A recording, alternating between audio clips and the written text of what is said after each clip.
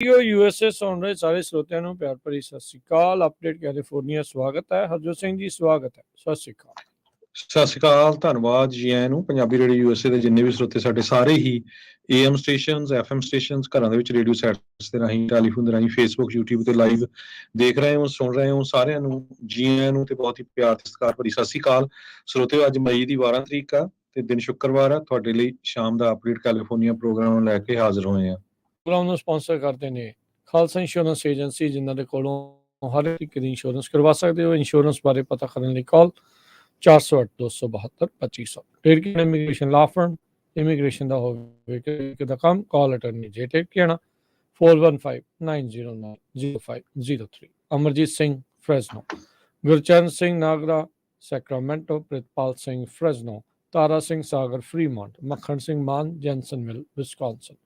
ਸਾਰਿਆਂ ਦਾ ਧੰਨਵਾਦ। ਜੇਕਰ ਤੁਸੀਂ ਜਾਂ ਕੋਈ ਹੋਰ ਕਾਰੋਬਾਰ ਇਸ ਪ੍ਰੋਗਰਾਮ ਨੂੰ ਸਪਾਂਸਰ ਕਰਨਾ ਚਾਹੁੰਦੇ ਹੋ, ਸੰਪਰਕ 408-722-7698। ਜੀ, ਅੱਜ ਦੀਆਂ ਖਬਰਾਂ ਵੱਲ ਆਈਏ ਤੇ ਥੋੜਾ ਜਿਹਾ ਆਪਾਂ ਟਾਈਟਲ 42 ਨੂੰ ਲੈ ਕੇ ਜੋ ਅਪਡੇਟ ਕਰਦੇ ਜਾਈਏ। ਬਾਰਡਰ ਦੇ ਉੱਤੇ ਹਜੇ ਵੀ ਅਨਸਰਟਨਟੀ ਜੋ ਆ ਬਹੁਤ ਜ਼ਿਆਦਾ ਹੈਗੀ ਆ ਮੈਕਸੀਕੋ ਦੇ ਬਾਰਡਰ ਦੇ ਉੱਤੇ, ਵੀ ਨਵੇਂ ਰੂਲ ਕਿਸ ਤਰ੍ਹਾਂ ਅਫੈਕਟ ਕਰਨਗੇ। ਸਿਊਡਾਡ ਓਰੇਜ਼ ਜੋ ਮੈਕਸੀਕੋ ਵਾਲਾ ਏਰੀਆ ਹੈਗਾ, ਉੱਥੇ ਪ੍ਰੈਜ਼ੀਡੈਂਟ ਬਾਈਡਨ ਉਹਨਾਂ ਦੇ ਐਡਮਿਨਿਸਟ੍ਰੇਸ਼ਨ ਨੇ ਆਲਰੇਡੀ ਜੋ ਨਵੀਂ ਪਾਲਿਸੀ ਆ ਉਹਨੂੰ ਇੰਪਲੀਮੈਂਟ ਕਰਨਾ ਸ਼ੁਰੂ ਕਰ ਦਿੱਤਾ ਆ USA ਤੇ ਮੈਕਸੀਕੋ ਦੇ ਬਾਰਡਰ ਦੇ ਉੱਤੇ। 3 ਸਾਲਾਂ ਬਾਅਦ ਟਾਈਟਲ 42 ਚਾਲੂ ਹੋਇਆ, ਖਤਮ ਹੋਇਆ, ਤੇ ਟਾਈਟਲ 8 ਜਿਹਦੇ ਥਰੂ ਲੋਕਾਂ ਨੂੰ ਡਿਪੋਰਟ ਕੀਤਾ ਜਾ ਸਕਦਾ, ਉਹ ਚਾਲੂ ਹੋ ਗਿਆ ਹੈਗਾ ਆ। ਡਿਸਕਰੇਜ ਕਰਨ ਦੀਆਂ ਕੋਸ਼ਿਸ਼ਾਂ ਮਾਈਗ੍ਰੈਂਟਸ ਨੂੰ ਹੋ ਰਹੀਆਂ ਮੈਕਸੀਕਨ ਸਰਕਾਰ ਵੱਲੋਂ ਵੀ, ਕਿਉਂਕਿ ਉਹਨਾਂ ਨੇ ਨਵੇਂ ਕੋਈ ਇਮੀਗ੍ਰੇਸ਼ਨ ਦੇ ਡਾਕੂਮੈਂਟ ਜਾਂ ਪਰਮਿਟ ਇਸ਼ੂ ਕਰਨ ਤੋਂ ਨਾ ਕਰ ਦਿੱਤੀ ਹੈਗੀ ਆ। ਸੋ US ਬਾਰਡਰ ਦੇ ਉੱਤੇ ਬਹੁਤ ਵੱਡੀ ਗਿਣਤੀ 'ਚ ਲੋਕ ਇਕੱਠੇ ਹੋਏ ਆ। ਕਿਸੇ ਨਾ ਕਿਸੇ ਤਰ੍ਹਾਂ ਪਈ ਆਪਾਂ ਲੰਘੇ ਆਈਏ। US ਹੋਮਲੈਂਡ ਸਿਕਿਉਰਿਟੀ ਦੇ ਸੈਕਟਰੀ ਅਲੈਜੈਂਡਰੋ ਮੈਯੋਰਕਾਸ ਨੇ ਪ੍ਰੈਜ਼ੀਡੈਂਟ ਬਾਈਡਨ ਉਹਨਾਂ ਦੀ ਜੋ ਨਵੀਂ ਪਾਲਿਸੀ ਆ, ਜੋ ਰੈਗੂਲੇਸ਼ਨਸ ਆ, ਉਹਨਾਂ ਨੂੰ ਡਿਫੈਂਡ ਕੀਤਾ ਹੈਗਾ ਆ। ਤੇ US ਦੇ ਅਸਾਈਲਮ ਆਫੀਸਰਸ ਜੋ ਆ ਉਹ ਫਿਗਰ ਆਊਟ ਕਰ ਰਿਹਾ ਵੀ ਕਿੰਨਾ ਆਪਾਂ ਨਵੇਂ ਜੋ ਅਸਾਈਲੀ ਆ ਰਹੇ ਆ ਉਹਨਾਂ ਨੂੰ ਕਿਸ ਤਰ੍ਹਾਂ ਆਪਣੇ ਸਿਸਟਮ ਦੇ ਵਿੱਚ ਪਾ ਸਕਦੇ ਹੈਗੇ ਆ। ਤੇ ਬਹੁਤ ਸਾਰੇ ਜੋ ਬਾਰਡਰ ਦੇ ਉੱਤੇ ਟਾਊਨ ਆ, ਉਹਨਾਂ ਨੇ ਸਟੇਟ ਆਫ ਐਮਰਜੈਂਸੀ ਡਿਕਲੇਅਰ ਕਰ ਦਿੱਤੀ ਆ। ਸਟੇਟ ਆਫ ਐਮਰਜੈਂਸੀ ਦਾ ਮਤਲਬ ਇਹ ਹੁੰਦਾ ਵੀ ਉਹ ਫੈਡਰਲ ਉਹਨਾਂ ਨੇ ਗ੍ਰਾਂਟ ਜਾਂ ਮਨੀ ਆ ਉਹਦੀ ਹੋਰ ਮੰਗ ਕੀਤੀ ਹੈਗੀ ਆ। ਬੈਂਕਸ ਆਫ ਰੀਓ ਗ੍ਰਾਂਡੇ ਦਾ ਦਰਿਆ ਉਹਦੇ ਕੰਢਿਆਂ ਦੇ ਕਿਨਾਰੇ ਤੇ ਬਰਾਊਨਸਵਿਲ ਟੈਕਸਸ ਦਾ ਟਾਊਨ ਆ, ਉਹਨਾਂ ਨੇ ਜੋ ਸਟੇਟ ਆਫ ਐਮਰਜੈਂਸੀ ਡਿਕਲੇਅਰ ਕੀਤੀ। ਲਾਰੈਡੋ ਸ਼ਹਿਰ ਨੇ ਤੇ ਅਲ ਪਾਸੋ ਨੇ। ਸੋ ਉਹਨਾਂ ਨੇ ਫੈਡਰਲ ਗਵਰਨਮੈਂਟ ਤੋਂ ਹੋਰ ਮਦਦ ਮੰਗੀ ਹੈਗੀ ਆ। ਬਰਾਊਨਸਵਿਲ ਦੇ ਵਿੱਚ 2000 ਲੋਕ ਆਲਰੇਡੀ ਕ੍ਰਾਸ ਕਰ ਚੁੱਕੇ ਆ ਇਸ ਏਰੀਏ ਵਿੱਚ।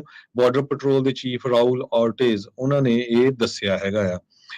ਕਹਿੰਦੇ ਵੀ ਪਿਛਲੇ 2 ਦਿਨਾਂ 'ਚ 11,000 ਤੋਂ ਵੱਧ ਮਾਈਗ੍ਰੈਂਟ ਐਵਰੀ ਡੇ ਕ੍ਰਾਸ ਕਰ ਰਹੇ ਆ ਸਦਰਨ ਬਾਰਡਰ ਤੋਂ ਇਲੀਗਲੀ। ਇਹ ਜੋ ਡਾਟਾ ਹੈ ਨਿਊਯਾਰਕ ਟਾਈਮ ਨੇ ਅਬਟੇਨ ਕੀਤਾ ਹੈ ਬਾਰਡਰ ਪੈਟਰੋਲ ਏਜੰਟਸ ਤੋਂ। ਤੇ 10,000 ਤੋਂ ਵੱਧ ਆਲਰੇਡੀ ਬਾਰਡਰ ਪੈਟਰੋਲ ਏਜੰਟਸ ਦੇ ਕੋਲ ਉਹਨਾਂ ਨੇ ਅਰੈਸਟ ਕੀਤੇ ਹੋਏ ਬੰਦੇ ਜਿਹੜੇ ਉਹਨਾਂ ਦੇ ਕੋਲ ਹੈਗੇ ਆ।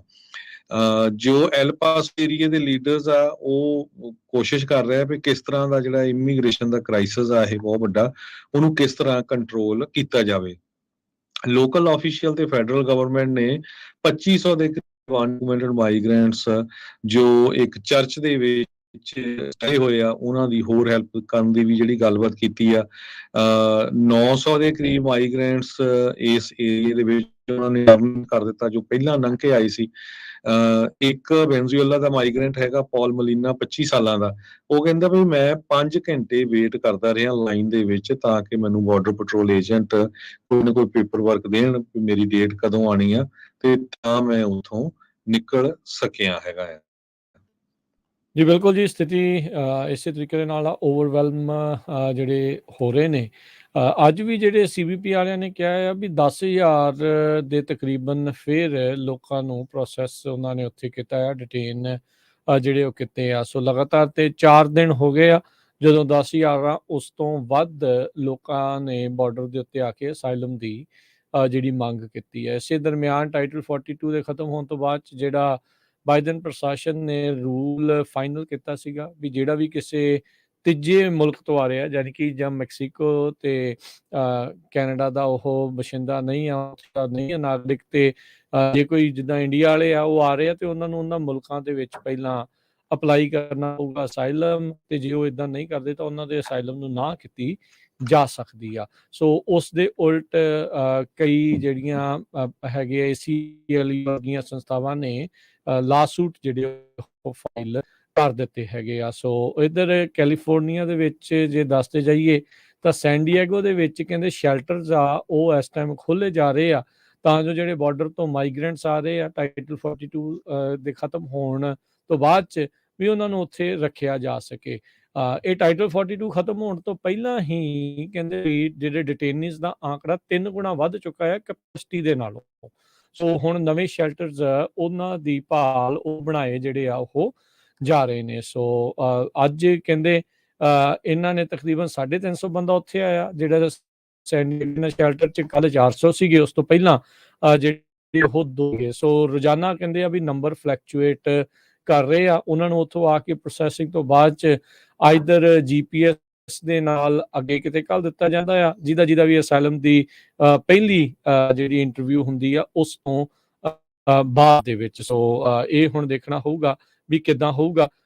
ਜਿਮੀ ਮਾਰਵਿਨ ਜਿਹੜੇ ਸੇਫ ਹਾਰਬਰ ਨੈਟਵਰਕਸ ਦੇ ਆ, ਉਹਨਾਂ ਨੇ ਕਿਹਾ ਵੀ ਅਸੀਂ ਐਕਸਪੈਕਟ ਕਰ ਰਹੇ ਸੀਗੇ ਵੀ ਫਲੱਡ ਹੋ ਜਾਊਗਾ ਸਾਰਾ ਕੁਝ, ਬਹੁਤ ਜ਼ਿਆਦਾ ਲੋਕ ਟਾਈਟਲ 42 ਦੇ ਖਤਮ ਹੋਣ ਤੋਂ ਬਾਅਦ ਚੜਨਗੇ, ਪਰ ਕਹਿੰਦੇ ਵੀ ਹਾਲ ਦੀ ਘੜੀ ਉਸ ਤਰੀਕੇ ਦਾ ਜਿਹੜਾ ਫਲੱਡ ਉਹ ਨਹੀਂ ਆਇਆ, ਪਰ ਕਿਉਂਕਿ ਪਿਛਲੇ 4 ਦਿਨਾਂ ਤੋਂ ਹੀ ਕੈਪੈਸਿਟੀ ਦੇ ਉੱਤੇ ਕੰਮ ਚੱਲ ਰਿਹਾ ਹੈਗਾ ਆ। ਸੋ ਬਾਈਡਨ ਪ੍ਰਸ਼ਾਸਨ, DHS ਦੇ ਸਕੱਤਰ ਤੇ ਸਾਰੇ ਜਾਣੇ ਲੋਕਾਂ ਨੂੰ ਅਮਰੀਕਾ 'ਚ ਆਉਣ ਤੋਂ ਡਿਸਕਰੇਜ ਇਸ ਟਾਈਮ ਕਰ ਰਹੇ ਆ। ਉਹ ਕਹਿ ਰਹੇ ਆ ਵੀ ਭਾਈ ਜਿਹੜੇ ਮੁਲਕਾਂ ਥਾਣੀ ਆ ਰਹੇ ਆ ਪਹਿਲਾਂ ਉਹਨਾਂ ਮੁਲਕਾਂ ਦੇ ਵਿੱਚ ਅਸਾਈਲਮ ਦੇ ਲਈ ਅਪਲਾਈ ਜਿਹੜਾ ਆ ਉਹ ਤੁਸੀਂ ਕਰੋ। ਸੋ ਇਹ ਹੁਣ ਦੇਖ ਲਓ ਵੀ ਇਹ ਜਿਹੜੀ ਇਸ ਟਾਈਮ ਸਥਿਤੀ ਬਣੀ ਪਈ ਆ, ਰੋਜ਼ਾਨਾ ਇਹ ਚੇਂਜ ਹੋ ਰਹੀ ਆ। ਆਉਣ ਵਾਲੇ ਦਿਨਾਂ ਦੇ ਵਿੱਚ ਕੀ ਬਣਨਾ ਆ, ਮੇ ਵੀ ਹਰਜੋਤ ਸਿੰਘ ਜੀ ਇਸ ਨੂੰ ਲੈ ਕੇ ਹੁਣ ਆਪਾਂ ਨੂੰ ਪਤਾ ਵੀ ਕਿਉਂਕਿ ਪੋਲੀਟੀਕਲ ਸਿਆਸੀ ਮੁੱਦਾ ਇਹ ਜ਼ਿਆਦਾ ਨਾਲ ਦੇ ਨਾਲ ਬਣ ਚੁੱਕਾ ਆ, ਹਰ ਇੱਕ ਜਾਣਾ ਇਸ ਦੇ ਉੱਤੇ ਆਪਣੀ ਰਾਏ ਆਪਣੀ ਗੱਲਬਾਤ ਜਿਹੜੀ ਉਹ ਕਰ ਰਿਹਾ ਆ,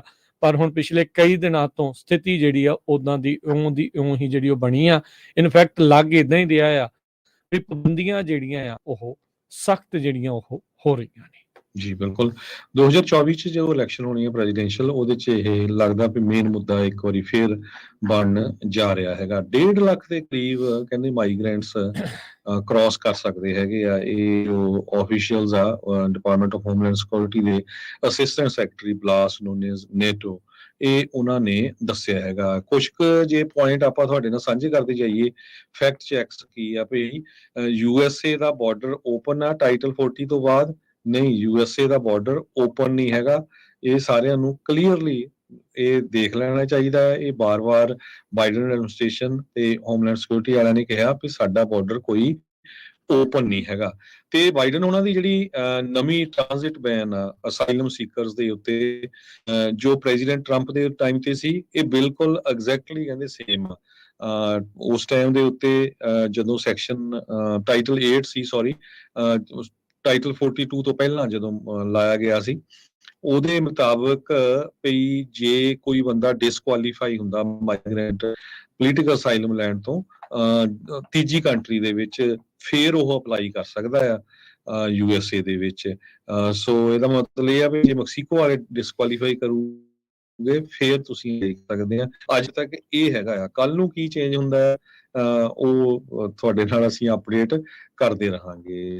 ਸੋ ਕਾਫੀ ਕਈ ਜਗ੍ਹਾ ਲਾ ਸੂਟ ਫਾਈਲ ਕੀਤੇ ਗਏ ਆ ACLU ਵੱਲੋਂ, ਹੋਰ ਜੋ ਹਿਊਮਨ ਰਾਈਟਸ ਆਰਗੇਨਾਈਜੇਸ਼ਨਸ ਆ। ਫਲੋਰੀਡਾ ਸਟੇਟ ਨੇ ਆਪਣਾ ਡਿਫਰੈਂਟ ਲਾਅ ਪਾਸ ਕੀਤਾ ਆ। ਟੈਕਸਸ ਵਾਲੇ ਧੜਾ ਧੜ ਬੱਸਾਂ ਭਰ ਕੇ ਹੋਰ ਸਟੇਟਾਂ ਨੂੰ ਲੋਕਾਂ ਨੂੰ ਛੱਡ ਰਹੇ ਹੈਗੇ ਆ। ਸੋ ਕਾਫੀ ਕੁਝ ਜੋ ਆ ਚੇਂਜਸ ਹੋ ਰਹੀਆਂ ਹੈਗੀਆਂ। ਬਿਲਕੁਲ। ਅਗਲੀ ਜਿਹੜੀ ਗੱਲ ਕਰਦੇ ਜਾਈਏ, ਗਵਰਨਰ ਗੈਵਨ ਨਿਊਸਮ ਨੇ ਆਪਣਾ ਰਿਵਾਈਜ਼ਡ ਬਜਟ ਆ ਉਸ ਨੂੰ ਪੇਸ਼ ਕੀਤਾ, ਉਸ ਦੀ ਘੁੰਡ ਚੁਕਾਈ ਕੀਤੀ ਆ। ਇਸ ਬਜਟ ਦੇ ਵਿੱਚ ਜਿਹੜਾ ਘਾਟਾ ਆ ਉਹ ਹੁਣ $10 ਬਿਲੀਅਨ ਪਹਿਲਾਂ ਦੇ ਨਾਲੋਂ ਵੀ ਵੱਧ ਗਿਆ ਆ। ਇਹ ਅਨੁਮਾਨ ਲਾਇਆ ਜਾ ਰਿਹਾ ਆ ਵੀ ਇਸ ਬਜਟ ਪ੍ਰਪੋਜ਼ਲ ਦੇ ਤਹਿਤ $31 ਬਿਲੀਅਨ ਦਾ ਸ਼ਾਰਟਫਾਲ ਹੋਊਗਾ।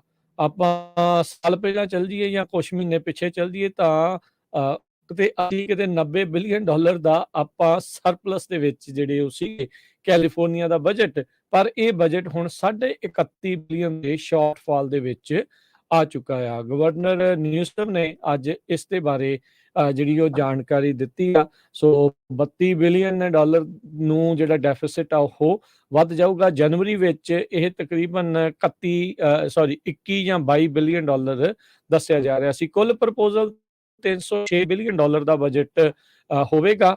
ਬਾਏ ਫਾਰ ਕਹਿੰਦੇ ਵੀ ਬਾਕੀ ਸੂਬਿਆਂ ਦੇ ਮੁਕਾਬਲੇ ਸਭ ਤੋਂ ਵੱਡਾ ਬਜਟ ਕੈਲੀਫੋਰਨੀਆ ਦਾ ਦੇਖਿਆ ਜਾ ਰਿਹਾ ਆ। ਇਸ ਪ੍ਰਪੋਜ਼ਲ ਦੇ ਵਿੱਚ ਇਹਨਾਂ ਨੇ ਅਜੇ $1 ਬਿਲੀਅਨ ਦੀ ਸਪੈਂਡਿੰਗ ਰਿਡਕਸ਼ਨਸ ਘਟਾਈਆਂ ਆ ਤੇ ਇਹਦੇ ਵਿੱਚ ਕਹਿੰਦੇ ਵੀ ਜਿਹੜੇ ਵੱਖ-ਵੱਖ ਪ੍ਰੋਗਰਾਮਸ ਦੇ ਵਿੱਚ ਮਨੀ ਅਨਸਪੈਂਟ ਪਈ ਸੀਗੀ ਉਹਨਾਂ ਨੂੰ ਵਾਪਸ ਲੈ ਲਿਆ ਜਾਊਗਾ ਤੇ ਖਾਸ ਕਰਕੇ ਉਹ ਪ੍ਰੋਗਰਾਮ ਜਿਹੜੇ ਟੈਕਸ ਰੀਫੰਡਸ ਦੇ ਲਈ ਰੱਖੇ ਸੀਗੇ ਜਾਂ ਲੋਕਾਂ ਦੇ ਯੂਟਿਲਿਟੀ ਬਿੱਲ ਪੇ ਕਰਨ ਦੇ ਲਈ ਇਹਨਾਂ ਨੇ ਪ੍ਰੋਗਰਾਮਸ ਬਣਾਏ ਸੀਗੇ। ਸੋ ਕਹਿੰਦੇ ਵੀ ਇਸ ਡੈਫਿਸਿਟ ਦੇ ਨਾਲ ਹੋਰ ਬਹੁਤ ਸਾਰੇ ਪ੍ਰੋਗਰਾਮ ਦੇ ਵਿੱਚ ਕਟੌਤੀ ਕੀਤੀ ਜਾ ਸਕਦੀ ਹੈ। ਸਟੇਟ ਤੇ ਜਿਹੜੇ ਸੇਫਟੀ ਨੈਕਸਟ ਰਿਜ਼ਰਵ ਬੋਰੋਇੰਗ ਆ ਉਹਦੇ ਵਿੱਚੋਂ ਵੀ ਮਨੀ ਜਿਹੜੀ ਆ ਉਹ ਲਈ ਜਾਊਗੀ। ਨਿਊਸਮ ਹੁਣਾਂ ਨੇ ਇਸ ਬਜਟ ਦੀ ਧੁੰਦ ਚੁਕਾਈ ਕਰਦੇ ਹੋਏ ਕਿਹਾ, ਕਹਿੰਦੇ ਵੀ ਇਹ ਸੌਖਾ ਬਜਟ ਨਹੀਂ ਆ ਤੇ ਅਸੀਂ ਕੋਸ਼ਿਸ਼ ਕਰ ਰਹੇ ਹਾਂ ਵੀ ਜਿੱਥੇ ਜਿੱਥੇ ਵੀ ਲੋਕਾਂ ਨੂੰ ਜ਼ਰੂਰਤ ਆ, ਸਭ ਤੋਂ ਵੱਧ ਜ਼ਰੂਰਤ ਆ, ਉਹਨਾਂ ਰਾਸ਼ੀ ਜਿਹੜੀ ਉਹ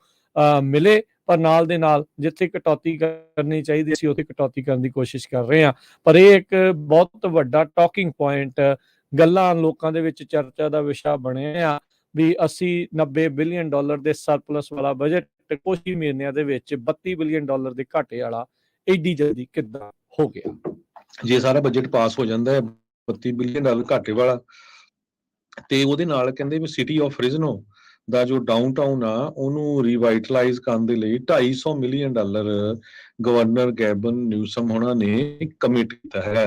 ਫ੍ਰਿਜ਼ਨੋ ਦੇ ਮੇਅਰ ਜੈਰੀ ਡਾਇਰ ਹੋਣਾ ਨੇ ਕਿਹਾ ਕਿ ਸਾਡੇ ਲਈ ਇਹ ਇੱਕ ਬਹੁਤ ਹਿਸਟੋਰਿਕ ਡੇ ਆ ਜਦੋਂ $250 ਮਿਲੀਅਨ ਕੈਲੀਫੋਰਨੀਆ ਦੇ ਗਵਰਨਰ ਗੈਬਨ ਨਿਊਸਮ ਵੱਲੋਂ ਕਮਿਟ ਕੀਤਾ ਗਿਆ ਇਨਫਰਾਸਟ੍ਰਕਚਰ ਤੇ ਟਰਾਂਸਪੋਰਟੇਸ਼ਨ ਡਾਊਨਟਾਊਨ ਦੇ ਵਿੱਚ ਸਪੈਂਡ ਕਰਨ ਦੇ ਲਈ। ਡਾਊਨਟਾਊਨ ਦੇ ਵਿੱਚ ਕਹਿੰਦੀਆਂ ਕਈ ਜਿਹੜੀਆਂ ਬਿਲਡਿੰਗਸ ਆ 100 ਸਾਲ ਤੋਂ ਵੀ ਜ਼ਿਆਦਾ ਪੁਰਾਣੀਆਂ ਆ। ਇਹ 1896 ਬਣੀਆਂ ਆ।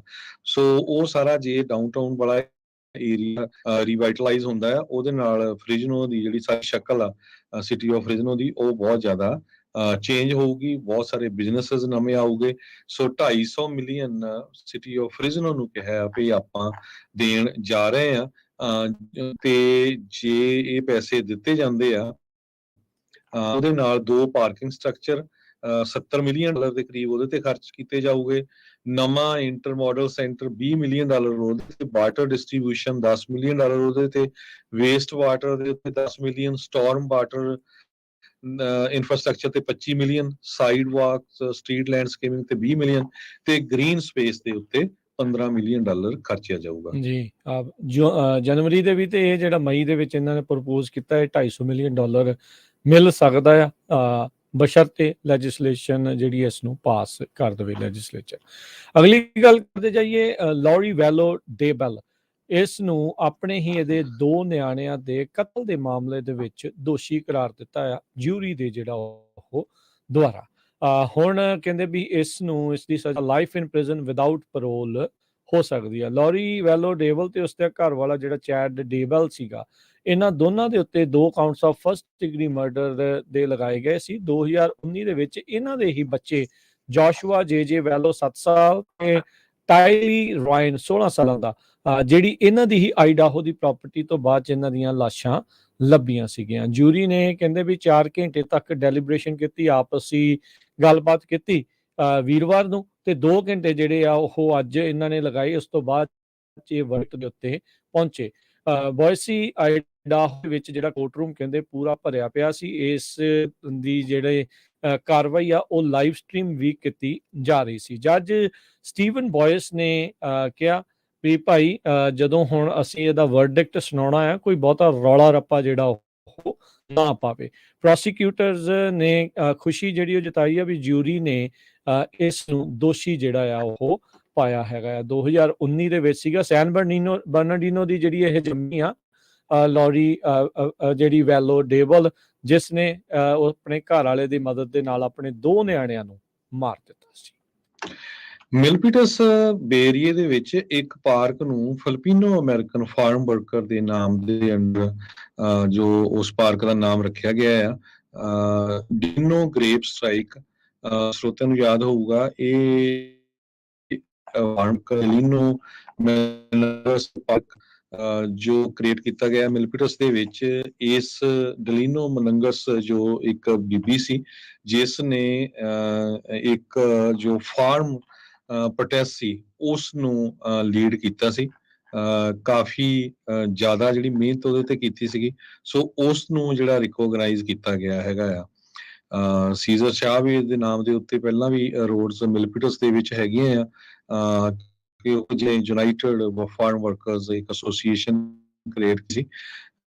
ਤੇ ਇਸ ਸੰਬੰਧ ਦੇ ਵਿੱਚ ਸਿਟੀ ਮੈਨੇਜਰ ਨੇ ਕਿਹਾ ਵੀ ਮੈਂ ਬਹੁਤ ਮਾਣ ਆ ਕਿ ਸਾਡੇ ਸ਼ਹਿਰ ਨੇ ਇੱਕ ਹਿਸਟੋਰੀਕਲ ਰੋਲ ਮਾਡਲ ਜੋ ਅਮਰੀਕਨ ਹੀਰੋ ਆ ਜਿਸ ਤਰ੍ਹਾਂ ਡਿਲੈਨੋ ਮਨੰਗਸ ਆ ਉਸ ਦੇ ਨਾਮ ਦੇ ਉੱਤੇ ਜੋ ਪਾਰਕ ਆ ਉਹ ਰੱਖਿਆ ਹੈਗਾ ਜੀ। ਅਗਲੀ ਜਿਹੜੀ ਗੱਲ ਕਰਦੇ ਜਾਈਏ, ਸਟਾਕਟਨ ਤੋਂ ਮਾੜੀ ਖਬਰ ਇੱਕ ਆ ਰਹੀ ਆ। 16 ਸਾਲਾਂ ਦੇ ਤੇ 13 ਸਾਲ ਦੇ 2 ਭਰਾ ਸੀ। 16 ਸਾਲਾਂ ਦੇ ਮੁੰਡੇ ਨੇ ਆਪਣੇ 13 ਸਾਲ ਦੇ ਭਰਾ ਨੂੰ ਕਹਿੰਦੇ ਸ਼ਾਟ ਕਰ ਦਿੱਤਾ ਤੇ ਉਹ ਉਸ ਦੇ ਕਰਕੇ ਉਸ ਦੀ ਮੌਤ ਹੋ ਗਈ ਆ। ਇਹ ਫਲਿੰਟ ਐਵੀਨਿਊ ਉੱਥੇ ਸਟਾਕਟਨ 'ਚ ਆ, ਉੱਥੇ ਇਹ ਗੋਲੀकांड ਵਾਪਰਿਆ ਆ ਤੇ 16 ਸਾਲ ਦੇ ਭਰਾ ਨੇ ਜਿਹੜਾ ਇਸ ਨੂੰ ਮਾਰ ਦਿੱਤਾ। ਪਰਿਵਾਰ ਦੇ ਵਿੱਚ ਇਹਨਾਂ ਬੱਚਿਆਂ ਦੇ ਜਿਹੜੇ ਨਾਮ ਆ ਜੇ ਉਹ ਤਾਂ ਨਹੀਂ ਦੱਸੇ। ਡਿਟੈਕਟਿਵ ਜਦ ਉੱਥੇ ਪਹੁੰਚੇ ਤਾਂ ਉਹਨਾਂ ਨੂੰ ਉਸ 13 ਸਾਲਾਂ ਦੇ ਮੁੰਡੇ ਦੀ ਲਾਸ਼ ਜਿਹੜੀ ਉਹ ਮਿਲੀ ਆ। ਸ਼ੂਟਿੰਗ ਜਿਸ ਇਨਵੈਸਟੀਗੇਸ਼ਨ ਚੱਲ ਰਹੀ ਆ, ਕਹਿੰਦੇ ਵੀ ਨੈਗਲੀਜੈਂਟ ਡਿਸਚਾਰਜ ਹੋ ਸਕਦਾ ਵੀ ਖੇਡ ਰਹੇ ਹੋਣ, ਦਿਖਾਵਾ ਕਰ ਰਹੇ ਹੋਣ ਜਾਂ ਕੁਛ ਵੀ ਜਿਹੜਾ ਕਰ ਰਹੇ ਹੋਣ, ਉਸੇ ਦੌਰਾਨ ਇੱਕ ਭਰਾ ਦੇ ਕੋਲੋਂ ਗੋਲੀ ਦੂਜੇ ਦੇ ਕੋਲ ਲੱਗ ਗਈ ਆ। ਸੋ ਹਸਪਤਾਲ ਦੇ ਵਿੱਚ ਲੈ ਕੇ ਗਏ ਪਰ ਜਿੱਥੇ ਕਹਿੰਦਾ ਵੀ ਉਹ ਬਾਅਦ ਚ ਉਸ ਮੁੰਡੇ ਦੀ ਮੌਤ ਹੋ ਗਈ। ਜੀ, ਅਗਲੀ ਖਬਰ ਵੱਲ ਚਲੀਏ। ਫਿਰ ਆਪਾਂ ਸਟਾਕ ਮਾਰਕੀਟ ਦੀ ਗੱਲ ਵੀ ਕਰਨੀ ਆ।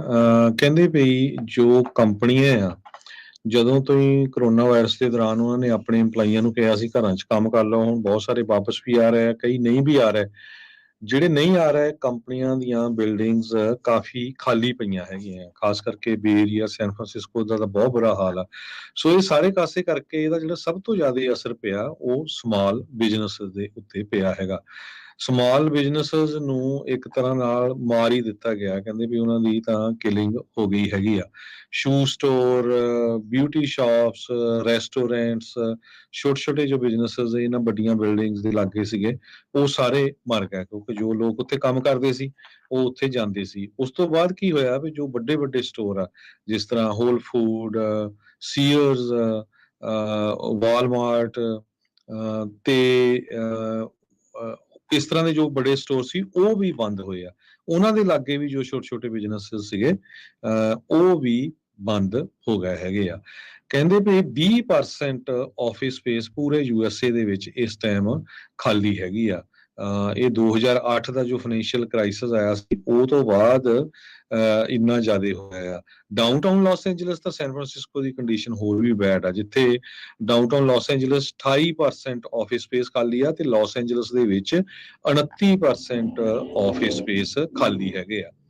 ਇਸੇ ਤਰ੍ਹਾਂ ਇੱਕ ਆਫਿਸ ਓਨਰ ਕੋਲੰਬੀਆ ਪ੍ਰਾਪਰਟੀ ਦੇ ਉਹ ਡਿਫਾਲਟ ਕਰ ਗਿਆ ਜਿਨ੍ਹਾਂ ਦਾ $1.7 ਬਿਲੀਅਨ ਦਾ ਲੋਨ ਸੀ।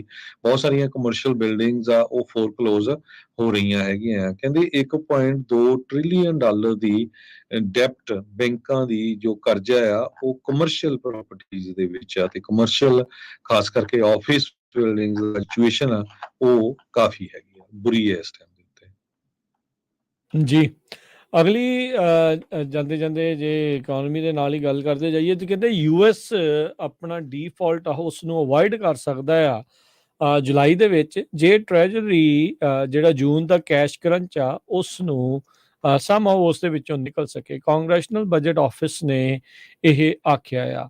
ਕਹਿੰਦੇ ਵੀ ਸਰਕਾਰ ਅਜੇ ਵੀ ਉਹਦਾ ਬਹੁਤ ਰਿਸਕ ਦੇ ਉੱਤੇ ਆ ਡੀਫਾਲਟ ਕਰਨ ਦੇ ਲਈ। ਜੂਨ ਦੇ ਪਹਿਲੇ ਹਾਫ ਦੇ ਵਿੱਚ ਜੇ ਕਾਂਗਰਸ ਡੈਟ ਸੀਲਿੰਗ ਨੂੰ ਵਧਾਉਣ ਬਾਰੇ ਕੋਈ ਫੈਸਲਾ ਨਹੀਂ ਲੈਂਦੀ ਹੈਗੀ। ਨਵੀਂ ਰਿਪੋਰਟ ਜਿਹੜੀ ਆਈ ਆ ਵਾਈਟ ਹਾਊਸ ਤੇ ਕਾਂਗਰੈਸ਼ਨਲ ਲੀਡਰਸ ਆ ਉਹਨਾਂ ਨੇ ਆਪਣੀ ਜਿਹੜੀ ਅੱਜ ਵਾਲੀ ਮੀਟਿੰਗ ਸੀਗੀ ਨੈਗੋਸੀਏਸ਼ਨ ਨੂੰ ਕੰਟੀਨਿਊ ਕਰਨ ਵਾਲੀ ਉਸ ਨੂੰ ਅੱਗੇ ਪਾ ਦਿੱਤਾ ਹੈਗਾ ਆ। ਸੋ ਹੁਣ 15 ਜੂਨ ਤੱਕ ਨੂੰ ਜਿਹੜਾ ਉਹ ਦੇਖਿਆ ਜਾ ਰਿਹਾ ਆ। ਸੋ ਜਿੱਦਾਂ ਰਿਸੈਸ਼ਨ ਦਾ ਤੇ ਇਨਫਲੇਸ਼ਨ ਨੂੰ ਘਟਾਉਣ ਦਾ ਜਿਹੜਾ ਜੱਦੋ-ਜਹਿਦ ਚੱਲ ਰਹੀ ਆ ਵੀ ਰਿਸੈਸ਼ਨ ਨਾ ਆਵੇ, ਉਸ ਨੂੰ ਲੈ ਕੇ ਹਰ ਇੱਕ ਜਣਾ ਆਪੋ ਆਪਣੀਆਂ ਮਾਰ ਰਿਹਾ ਆ। ਹੁਣ ਡੈਟ ਸੀਲਿੰਗ ਨੂੰ ਲੈ ਕੇ ਵੀ ਇਦਾਂ ਹੀ ਲੱਗ ਰਿਹਾ ਹਰਜੋਤ ਸਿੰਘ ਜੀ ਵੀ ਨਿੱਤ ਆਏ ਦਿਨ ਕੋਈ ਨਾ ਕੋਈ ਨਵੀਂ ਖਬਰ ਜਿਹੜੀ ਉਹ ਇਸ ਦੇ ਵਿੱਚ ਆ ਜਾਂਦੀ ਆ। ਕੱਲ ਹਾਹਾਕਾਰ ਮਚਿਆ ਸੀਗਾ ਵੀ ਮਈ ਦੇ ਐਂਡ ਤੱਕ ਖਤਮ ਹੋ ਜਾਣੀ ਆ। ਹੁਣ ਕਾਂਗਰੈਸ਼ਨਲ ਬਜਟ ਆਫਿਸ ਕਹਿੰਦਾ ਹੈ ਵੀ ਮੇ ਵੀ ਜੁਲਾਈ ਤੱਕ ਆਪਾਂ ਸਰਵਾਈਵ ਜੇ ਕਰ ਜਾਈਏ, ਜੇ ਜੂਨ ਥੋੜਾ ਬਹੁਤਾ ਠੀਕ ਨਿਕਲ ਜਾਵੇ। ਹੁਣ 15 ਜੂਨ ਇੱਕ ਵਾਰੀ ਫੇਰ ਤਰੀਕ ਸਾਹਮਣੇ ਆ ਗਈ ਹੈ। ਸੋ ਬਹੁਤ ਹੀ ਅਨਸਰਟਨਟੀ ਇਸ ਮਾਮਲੇ ਨੂੰ ਲੈ ਕੇ ਬਣੀ ਪਈ ਹੈਗੀ ਆ। ਇਸੇ ਦੇ ਚੱਲਦਿਆਂ ਵੀ ਅਮਰੀਕਾ ਕਿਤੇ ਡਿਫਾਲਟ ਨਾ ਕਰ ਜਾਵੇ, ਜਿਹੜੀ ਮਾਰਕੀਟ ਆ ਉਹ ਕਾਫੀ ਫਲੈਟ ਰਹੀ, ਕਹਿ ਸਕਦੇ ਹਾਂ। ਡਾਓ ਜੋਨ 9 ਪੁਆਇੰਟ ਘੱਟ ਕੇ 33,300 ਤੇ ਬੰਦ ਹੋਇਆ। S&P 7 ਪੁਆਇੰਟ ਘੱਟ ਕੇ 4124 ਤੇ ਨੈਸਡੈਕ 44 ਪੁਆਇੰਟ ਘੱਟ ਕੇ 12,285 ਤੇ ਬੰਦ ਹੋਇਆ। ਸੋਨੇ ਦਾ ਭਾਅ $2,015 ਪ੍ਰਤੀ ਆਉਂਸ, ਕੱਚੇ ਤੇਲ ਦੀ ਕੀਮਤ $70 ਪ੍ਰਤੀ barrel, 10 year yield 3.46%, crypto currency Bitcoin 26,947, ਇਥੀਰੀਅਮ $1,810 ਦੇ ਬਰਾਬਰ ਚੱਲ ਰਿਹਾ। ਯੂਐਸਏ ਦੀ ਇਕਨੋਮੀ ਨੂੰ ਅੰਡਰਸਟੈਂਡ ਕਰਨ ਦੇ ਲਈ ਕਹਿੰਦੇ ਵੀ ਇਹਦੀਆਂ ਬੈਂਕਾਂ ਵੱਲ ਦੇਖੋ। ਬੈਂਕਾਂ ਦਾ ਹਾਲ ਤੁਹਾਨੂੰ ਪਤਾ ਹੀ ਆ ਵੀ 3 ਬੈਂਕਾਂ ਫੇਲ ਹੋ ਚੁੱਕੀਆਂ, ਹੋਰ ਕਿੰਨੀਆਂ ਬੈਂਕਾਂ ਦੇ ਸਟਾਕ ਥੱਲੇ ਜਾ ਰਹੇ ਆ। ਇਸ ਟਾਈਮ ਦੇ ਉੱਤੇ ਬੜਾ ਬੁਰਾ ਹਾਲ ਜੋ ਬੈਂਕਾਂ ਦਾ ਚੱਲ ਰਿਹਾ। ਜੋ 2007-8 ਦਾ ਫਾਈਨੈਂਸ਼ੀਅਲ ਕ੍ਰਾਈਸਿਸ ਆਇਆ ਸੀ, ਗ੍ਰੇਟ ਰਿਸੈਸ਼ਨ, ਉਦਾਂ ਦੀ ਜਿਹੜੀ ਸਿਚੁਏਸ਼ਨ ਆ ਉਹ ਬਣਦੀ ਜਾ ਰਹੀ ਆ। ਤੇ ਜੇ ਕਰੰਸੀ ਦੀ ਗੱਲ ਕਰਦੇ ਜਾਈਏ, ਯੂਐਸ ਦਾ ਡਾਲਰ ਸਟਰੋਂਗ ਹੁੰਦਾ ਜਾ ਰਿਹਾ। ਇੱਕ ਯੂਐਸ ਡਾਲਰ ਦੇ ਬਰਾਬਰ ਇੰਡੀਆ ਦੇ 82 ਰੁਪਏ ਤੇ 26 ਪੈਸੇ ਰਹੇ ਆ। ਇੱਕ ਯੂਐਸ ਡਾਲਰ ਦੇ ਬਰਾਬਰ ਕੈਨੇਡਾ ਦੇ $1 37 ਸੈਂਟ ਤੇ ਪਾਕਿਸਤਾਨ ਦੇ ਵਿੱਚ ਬੜਾ ਅਨਰੈਸਟ ਆ। ਉਹਦੇ ਕਰਕੇ ਇੱਕ ਯੂਐਸ ਡਾਲਰ ਦੇ ਬਰਾਬਰ ਪਾਕਿਸਤਾਨ ਦੇ 296 ਰੁਪਏ ਰਹੇ।